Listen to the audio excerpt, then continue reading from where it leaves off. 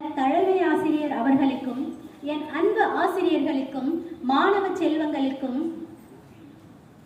மற்றும் பெற்றோர்களுக்கும் என் அன்பான வணக்கத்தை தெரிவித்துக் கொண்டு உங்கள் அனைவருக்கும் என் குடியரசு தின நல்வாழ்த்துக்களை தெரிவித்துக் கொள்கின்றேன். நாம் இன்று 75ஆம் ஆண்டு குடியரசு தின விழாவை கொண்டாடி கொண்டிருக்கின்றோம்.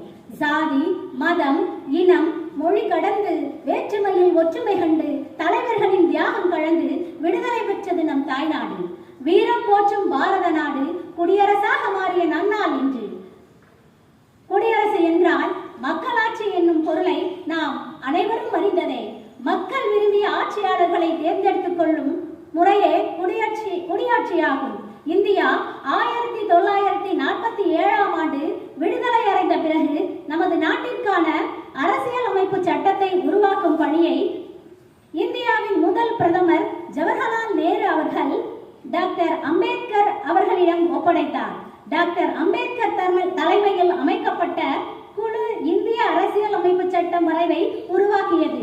இந்திய அரசியல் அமைப்பு சட்டம் உருவாவதற்கு 2 வருடம் 11 மாதம் 18 நாட்கள் எடுத்துக்கொள்ளப்பட்டது குறிப்பிடத்தக்கதாகும்.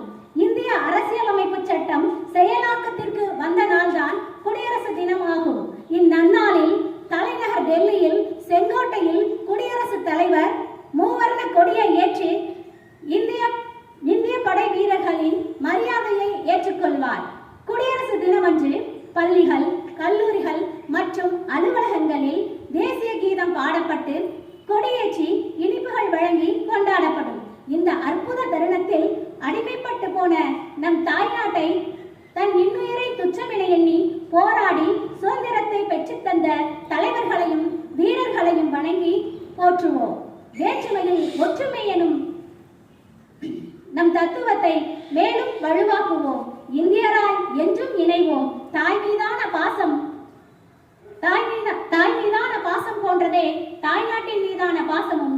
தாயை நேசிப்போம், தாய்நாட்டை மூச்சாய் சுவாசிப்போம் என்று கூறி அனைவருக்கும் மீண்டும் ஒருமுறை குடியரசு தின விழா நல்வாழ்த்துக்களை கூறி விடைபெறுகிறேன். நன்றி, வணக்கம்.